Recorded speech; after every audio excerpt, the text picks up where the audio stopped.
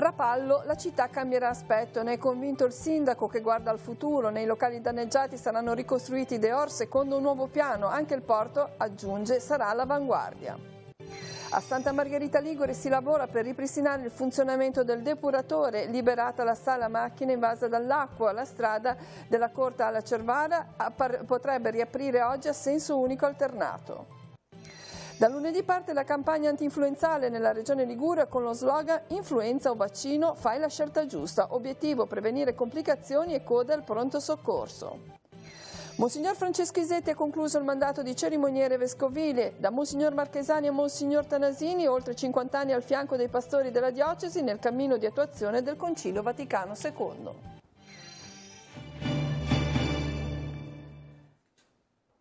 Buongiorno a tutti, ben arrivati al TG13. Un timido sole si è affacciato oggi dietro le nuvole che hanno coperto la Liguria in queste giornate di maltempo e prosegue la conta dei danni della violenta mareggiata che si è abbattuta tra lunedì e martedì proprio sul golfo del Tigullio. In apertura torniamo a Rapallo dove proseguono le operazioni di ripristino dei danni, ancora una mattinata intensa e densa di appuntamenti, incontri con il sindaco che spera in fondi concreti e in tempi rapidi per poter avviare i lavori più importanti. Non tutte le spese però competeranno al Comune. Sentiamo.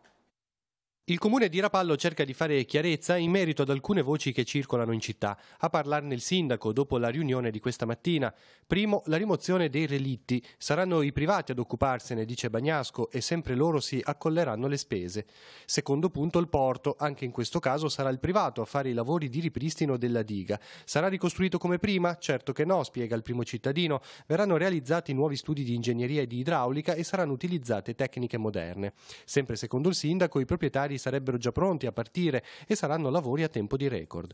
Infine, i locali colpiti dalla mareggiata. C'è un piano dei dehors, ricorda Bagnasco, che andrà preso in considerazione. Così la città, conclude, cambierà aspetto, non sarà più come prima. C'era un progetto di rifacimento, di messa in sicurezza del lungomare, probabilmente adesso bisognerà attuarlo. Quell'intervento che pensavamo di fare sul lungomare adesso va rivisto totalmente perché le imbarcazioni e la mareggiata hanno danneggiato in più punti il lungomare, la recinzione, la ringhiera, per cui stiamo rivedendolo completamente. Mi preoccupa in questo momento anche un altro problema della canalizzazione delle acque meteoriche che con quello che è successo probabilmente sono completamente intasate, per cui cercheremo di far intervenire dei mezzi speciali per liberare le condutture. Come Comune avete stanziato 200.000 euro per le somme urgenze, diciamo, per i primi interventi, pensate di fare qualcos'altro? Allora, come Comune ci stiamo raffrontando come Giunta in continuo e capire come impegnare tutto quello che serve nei tempi brevissimi, logicamente consentiti dalla legge, per arrivare a dare delle risposte subito. Volete aiutare Rapallo? Venite a Rapallo, perché Rapallo comunque è una città che riesce ad accogliere le attività più colpite, oltre San Michele, come le dicevo, e alcune del lungomare, sono gli stabilimenti balneari. Ecco, lì abbiamo visto veramente dei casi che hanno perso tutto.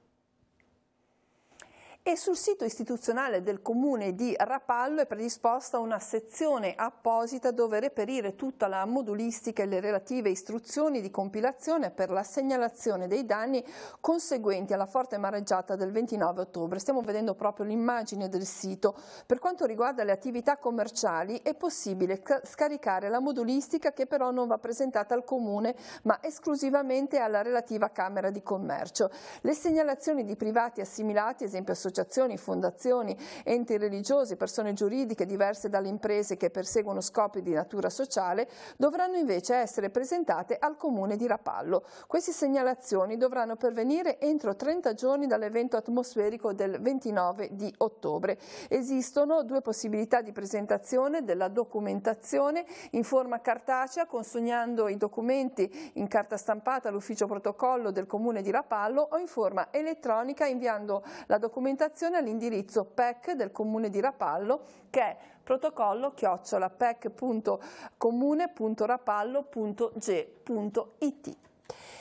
Il piccolo coro San Girolamo Emiliani di Rapallo ha manifestato la propria vicinanza alla città messa a dura prova dalle mareggiate e dal maltempo. I piccoli cantori hanno voluto rendersi partecipi donando un canto inedito di speranza. Il tempo per realizzare una registrazione con l'intero coro non c'è stato, ma il gesto è stato comunque significativo. Stiamo vedendo il video che è stato realizzato proprio sulle note e sul canto dei piccoli cantori. Un modo per testimoniare la vicinanza a chi ha subito danno e quanti si sono rimboccati le maniche per aiutare la città. Siamo certi, scrivono i responsabili del coro, che presto tutto tornerà più bello di prima e per ora non possiamo far altro che donarvi un sorriso. Un sorriso e la tristezza non c'è più. Anche quando il cielo è grigio, la speranza. Ora ci spostiamo a Santa Margherita Ligure, dopo 4 giorni torna piano piano alla normalità la città, i segni della mareggiata sono meno visibili, forse già oggi, rassicura il sindaco, si riaprirà la parte che collega la zona di Corte alla Cervara, anche se solo con un senso unico alternato. Tecnici al lavoro intanto per ripristinare il corretto funzionamento del depuratore. Partiamo proprio da questo punto nell'intervista con il primo cittadino. Ci sono stati dei problemi e questi hanno dei risvolti anche sulla città oppure no? Il depuratore a seguito dell'evento calamitoso di lunedì sera è diventato inutilizzabile. Abbiamo fatto un primo tentativo di accedere alla sala elettrica che era completamente invasa dall'acqua 2 giorni fa, ma è stato impossibile perché c'erano dei cedimenti strutturali nella strada che collega la zona della stessa di Ginaenna fino a Punta Pedale e pertanto non sono riusciti ad arrivare macchinari di dimensioni tali da consentire lo spostamento dei detriti che occludevano l'accesso alla sala macchine. Nel frattempo però la strada è stata sistemata, per cui adesso hanno potuto accedere i mezzi pesanti che hanno liberato l'accesso, gli autospurghi hanno già liberato l'acqua dalla sala macchine, in questo momento Iren è attiva per cercare di ripristinare il funzionamento elettrico del depuratore, che ad oggi però utilizza ancora la condotta di emergenza per lo scarico. Si può già fare così un breve riepilogo degli interventi, delle problematiche che ci sono in città? La parte interna, centro cittadino, zona di Ghiaia, centro e Corte è tornata in condizioni di vivibilità, la viabilità è ripristinata, i marciapiedi pedonali sono riproposti all'uso pubblico regolare, abbiamo ancora intercluso una parte della zona giardini che ha avuto danni strutturali alle pavimentazioni molto ingenti. Le attività ancora in corso sono in particolare quelle all'altezza della Capitaneria, ma probabilmente con oggi riapriremo anche tutta la parte che poi da Corte arriva fino al Covo di Nord-Est e poi alla Cervara, seppure probabilmente con una viabilità a senso unico alternato. Pertanto possiamo dire che dopo 4 giorni la città è tornata funzionante. Avete idea di qualche cifra, almeno per quanto riguarda la parte pubblica? Sono in corso accertamenti da parte degli enti preposti per capire l'entità di questi danni. Penso sicuramente che però i danni al molo, i danni alla passeggiata per Paraggio Portofino ammonteranno a una decina di milioni di euro, forse anche qualcosa di più. Un'ultima domanda sul porto. C'era un progetto di cui si stava discutendo, adesso i fatti di questi giorni cambieranno qualcosa, avranno delle conseguenze? Il progetto del porto era realizzato su uno stato attuale, che oggi non è più attuale. Per cui ritengo che necessariamente ci dovrà essere una revisione, progettuale legata al punto di partenza, che non è più lo stesso. Il presidente della Regione Liguria, Giovanni Toti, ha chiesto la sospensione delle tasse e il blocco dei mutui per le imprese liguri colpite dal maltempo che hanno interrotto l'attività. In attesa delle risposte del governo alla richiesta dello stato di emergenza avanzata dalla Regione Liguria, prevista per la prossima settimana, proseguono i sopralluoghi per la verifica dei danni su tutto il territorio e lunedì prossimo, 5 novembre, è previsto un nuovo incontro tra il presidente della Regione Toti e i sindaci del Tigullio e dell'Entroterra in prefettura a Genova. Stanziare fondi per la ricostruzione della diga di Portobello per una cifra non inferiore a 400.000 euro. Lo chiedono con una mozione i consiglieri di Sestri Levante Giampaolo Benedetti e Marco Conti.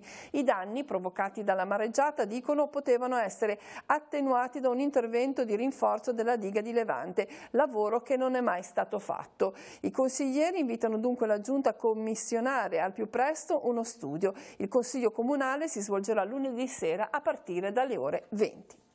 Parte lunedì la campagna anti-influenzale in Liguria. La possibilità di vaccinarsi è estesa a tutta la popolazione, con particolare riguardo per le persone con più di 65 anni e per le fasce a rischio. Sentiamo. Influenza o vaccino? Fai la scelta giusta, chiama il tuo medico. Con questo slogan la Regione Liguria e l'ISA lanciano la campagna antinfluenzale 2018 che partirà lunedì 5 novembre e durerà sino al 31 dicembre. La promozione della vaccinazione avviene attraverso diversi canali, dai social network ai volantini informativi. Fondamentale l'alleanza con i medici di medicina generale che proporranno ai propri assistiti con più di 65 anni la vaccinazione o alle fasce a rischio e saranno reperibili telefonicamente in caso di necessità. Il primo scoglio da superare è proprio quello informativo. Lo scorso anno quasi il 90% degli over 65 che non hanno fatto il vaccino, ovvero 142.000 su 180.000 in Liguria, non hanno ricevuto alcun consiglio sull'utilità della vaccinazione. Per quanto riguarda le persone con patologie croniche tra i 18 e i 64 anni, solo 1 su 5 si è vaccinata. Nel 2017 a livello regionale si è vaccinato il 50,1% degli ultra 65 anni, un dato ancora insufficiente considerata l'età media degli abitanti della regione e le complicanze in soggetti già affetti da diverse patologie. Per questo è fondamentale lavorare in rete, spiega l'assessore regionale alla salute Sonia Viale, con collaborazione di tutti i soggetti del sistema e con l'obiettivo di garantire quest'anno la massima copertura vaccinale possibile. Allo stesso modo, un'adeguata prevenzione potrà evitare disagi e lunghe attese per codici verdi o bianchi al pronto soccorso. Nell'ASL 4 la vaccinazione può essere somministrata anche negli ambulatori di Chiavari il lunedì e il mercoledì dalle 8.30 alle 12, il mercoledì anche dalle 14 alle 16.30, a Rapallo dalle 8.30 alle 12 del martedì e dalle 14 alle 16.30, a Santa Margherita Ligure il mercoledì dalle 8.30 alle 10, a Sestri Levante il giovedì dalle 8.30 alle 12, a Cicagna il martedì dalle 9 alle 12 e nei poli di Borzonasca, Rezzo Aglio e Varese Ligure. La Commissione europea ha approvato il rinnovo della pesca in deroga al rossetto. La proroga, spiega l'assessore regionale Stefano Mai, è stata concessa sino al 31 di marzo del 2021 ai pescherecci che sono già autorizzati ad operare in Italia. La deroga riguarda sostanzialmente la distanza minima dalla costa e la profondità minima per le sciabiche da nattante utilizzate per la pesca della specie ittica. Ora cambiamo argomento. Monsignor Francesco Isetti ha concluso con la celebrazione nella solennità di tutti i santi il suo incarico come cerimoniere vescovile. In oltre 50 anni Monsignor Isetti ha percorso il cammino di attuazione del Concilio Vaticano II al fianco dei pastori della diocesi chiavarese, da Monsignor Marchesani a Monsignor Tanasini. Lo abbiamo intervistato. Un piccolo regalo a Don Franco e ringraziarlo per tutto quello che ha fatto per noi in questi anni. Quindi possiamo dire va in pensione, ma sarà penso sempre in mezzo a noi, e lascio un po' il testimone a Don Andrea Buffoli. Sì, con Don Franco c'è un'amicizia da tanti anni, fino ai tempi del seminario. Quando il Vescovo ci ha chiesto di lavorare insieme è venuto abbastanza naturale farlo, sapendo che poi pian piano Don Franco sarebbe stato, appunto, avrebbe lasciato il testimone a me, e direi che oggi è il giorno di ricordarlo e di rendergli grazie per tutto il servizio che ha fatto. Il Vescovo ha accennato all'attuazione del Concilio Vaticano II e nella Chiesa questo è stato decisivo, tante volte sofferto, come ha ricordato il Vescovo. Lui si è fatto portatore di questo e io spero di poter fare come lui, certamente, ma come mi dice sempre lui, fai meglio, però spero di fare almeno come lui, con la sua stessa dedizione e il suo stesso amore per la liturgia. Ha iniziato con Monsignor Maverna. Con Monsignor Maverna, direi con Marchesani anche perché ci portava già al concilio, ci faceva vivere almeno 15 giorni a Roma con lui per respirare l'aria conciliare. Poi da sacerdote ordinato nel 60 sono andato viceparroco a Santa Margherita Ligure, dove mi sono fatto a contatto con la realtà e mi è servita molto la vita pastorale. E poi mi sono dedicato, quando i vescovi mi hanno detto, a un approfondimento, lo studio, percorsi ricevuti e offerti per quanto mi è stato possibile. Ecco, stare vicino a diversi vescovi, come ha fatto, come si fa? Ma sono diversi, ma un unicum. Si cresce nella condivisione, nella comunione a servizio della Chiesa dei Fratelli. Non sono fatti con uno stampino, ma guidati dallo Spirito, e c'è una ricchezza che si acquista e si cerca poi di condividere e di partecipare. E ora vediamo le parole di Papa Francesco, riprese anche dal sito di Radio Vaticana, pronunciate questa mattina durante la messa in suffragio dei cardinali, dei vescovi defunti durante l'anno. No alla cultura del trucco e alla cura delle apparenze. Il pontefice ha ricordato l'importanza di prepararsi all'incontro finale con Gesù e di non appiattirsi in una vita senza amore. Il senso ultimo della vita è uscire e andare incontro allo sposo, come le 10 vergini della parabola del Vangelo di Matteo. Lo sposo è Gesù, che ha amato la Chiesa e ha dato se stesso per lei. Con queste parole il Papa ha ricordato i 9 cardinali e i 154 vescovi defunti quest'anno nella messa celebrata nella Basilica di San Pietro, di cui vediamo le immagini. Un'uscita che è una chiamata per tutti, dal grembo della madre, dalla casa dove si è nati, dall'infanzia alla gioventù, dalla gioventù all'età adulta, sino all'uscita da questo mondo, e che per i ministri del Vangelo significa uscire dalla casa di famiglia a quella dove la Chiesa ci manda, da un servizio all'altro, un passaggio perpetuo sino al passaggio finale. Vediamo ora gli appuntamenti in agenda, nell'agenda del Vescovo. Oggi pomeriggio alle 15 il Vescovo accompagnerà Don Daniele Beronio, che farà il suo ingresso nella parrocchia di San Bartolomeo di Borzonasca. Don Daniele lascia la Fontana Buona, diventa parroco di 2 comunità della Valle Sturla, Borzonasca e Levaggi. Dopo il rito in chiesa seguirà un momento di festa sul piazzale offerto dai parrocchiani. Domani alle 11 il Vescovo Alberto Tanasini presiederà l'Eucaristia al santuario di Nostra Signora dell'Ulivo a Bacezza.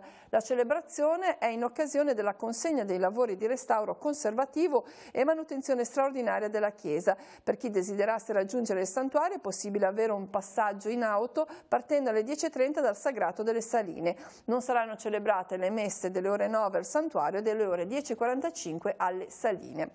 E il rettore del santuario di Montallegro invita i fedeli a partecipare alla Santa Messa di ringraziamento che sarà celebrata domani al santuario alle ore 16. Sarà l'occasione per ringraziare la Vergine di aver ancora una volta custodito la città di Rapallo, dove nonostante gli ingenti danni non si sono registrate vittime.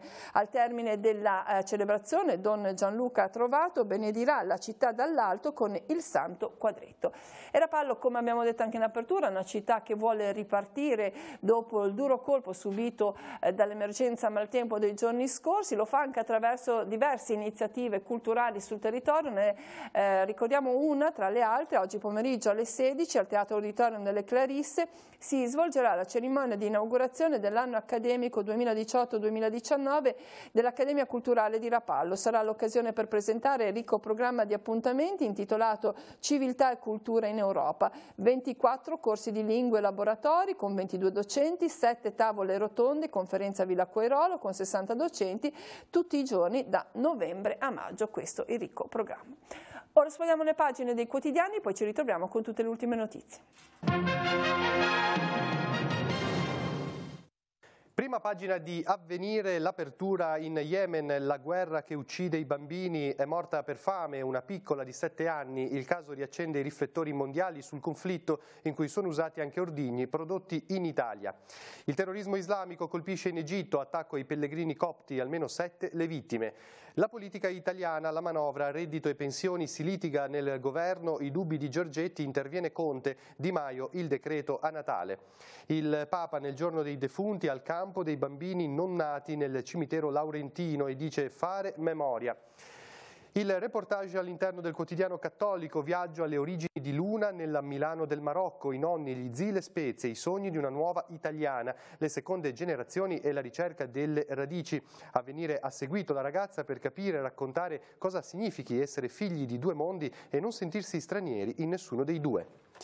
La Grande Guerra, 100 anni dopo l'appello alla riconciliazione, il vescovo di Bolzano alla fine sempre e solo sconfitti. E sulle leggi razziali la domanda: si può davvero revocare la storia? Adesso la prima pagina del secolo XIX, i danni del maltempo, apertura del governo sullo stop alle tasse, richieste da Liguria, Veneto e Friuli, la vice ministro Castelli, una priorità. Nel Tigullio allarme inquinamento per il carburante degli yacht affondati. E la prima pagina del Levante continua a parlare della mareggiata. Toti, la strada tra Santa e Portofino va ricostruita entro la primavera 2019. Il governatore nel paradiso isolato: dobbiamo far vedere che siamo bravi nelle emergenze, ma anche subito dopo. All'interno, Santa Capitaneria a Villa San Giacomo, soluzione provvisoria per restituire all'operatività alcuni servizi essenziali. Più sotto, San Michele di Pagana in ginocchio, ma qui non ci arrendiamo. E infine Sesti Levante, che corre contro il tempo per salvare ciò che resta di strada e borgo di Renà. Il comune ringrazia 3 ditte, stanno lavorando gratis per la città.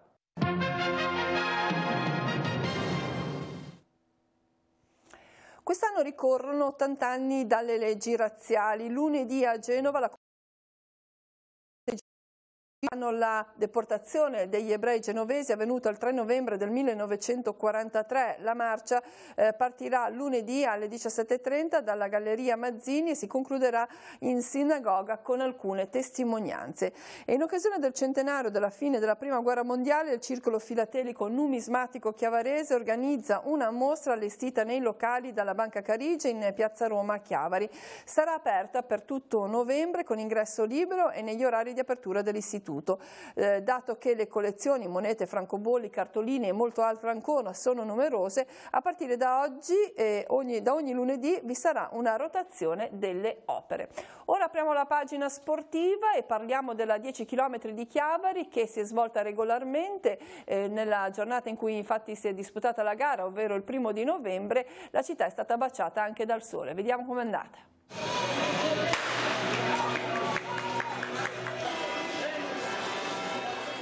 380 gli iscritti alla gara podistica di Chiavari, che hanno corso tra le vie del centro città e del lungomare. La loro tenacia è stata premiata dal meteo, che nonostante le iniziali incertezze ha fatto vedere anche qualche scorcio di sole. La manifestazione competitiva, con partenza e arrivo in piazza Mazzini, è stata vinta per gli uomini dal 25enne Ghibrianna Savio. Questa edizione sono riuscito a spuntarla sul forte ritmo Amendra di alta spedizione. È stata una bella gara, il primo giro i ritmi erano abbastanza importanti per me e stavo un po' in coda. Il secondo giro abbiamo un po' rallentato e ce la siamo giocati verso gli ultimi chilometri. 100 persone invece hanno corso nella Family Run. Soddisfatti dunque gli organizzatori della SD Chiavari Tiguglio Outdoor. Ci ha graziato il tempo, purtroppo poche iscrizioni sul posto, perché con la pioggia di questi giorni e soprattutto le emergenze che abbiamo avuto nel Tiguglio, chiaramente non era una priorità, non è stata una priorità venire a correre, capisco, ci mancherebbe, noi siamo rimasti bloccati qua, ma anzi sarebbe da andare a dare una mano agli altri. Tutte le persone che sono state allertate ieri all'ultimo per venire a darci una mano, perché siamo rimasti senza 40 volontari che erano chiaramente precettati per delle allerte, per delle cose differenti, cioè siamo rimasti senza queste persone, quindi abbiamo contattato quante più persone che hanno risposto positivamente, ci hanno permesso di realizzare l'evento, diversamente non avremmo potuto per una questione di sicurezza. Sempre per quanto riguarda lo sport chiavarese, vediamo sul nostro sito le ultime novità che riguardano la Virtus Entella, e oggi pomeriggio alle 16 il presidente della Virtus Entella, Antonio Gozzi, incontrerà i giocatori che ieri si sono dichiarati pronti a scioperare e a non scendere in campo domenica nella sfida di Lega Pro con il Pisa. L'auspicio espresso dai calciatori è che la Lega Pro, visto lo stato di agitazione, possa deliberare il rinvio della gara in attesa della decisione definitiva del TAR prevista per martedì prossimo. Andiamo ora in redazione per le ultime notizie. Per noi oggi Maurizio Garreffa. Grazie Cristina, un saluto a tutti. 2 flash di cronaca. Iniziamo dai carabinieri di Lavagna, che hanno arrestato un 26enne residente a Rapallo. Hanno così eseguito un provvedimento emesso dalla Procura di Genova in seguito agli atti persecutori e alle lesioni causate dal giovane alla sua ex fidanzata tra il 2017 e il 2018. L'arrestato è stato portato in una comunità terapeutica in Piemonte.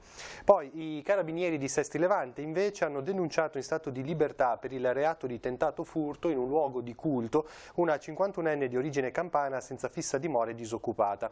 La donna, nel corso del tardo pomeriggio del 1° di novembre, mentre si trovava in una chiesa di Sesti Levante, ha tentato di strappare dalle mani di una pensionata il cestino delle offerte e successivamente il suo contenuto. Non c'è riuscita, la donna poi si è data alla fuga e i carabinieri l'hanno individuata poi poco dopo nella stazione ferroviaria. È tutto, a te Cristina. Bene, grazie. Il TG13 si conclude qui, l'informazione torna questa sera alle 19.15, alle 20.30 e 22.45 con Tigullio Oggi. Grazie a tutti dell'attenzione e buon pomeriggio.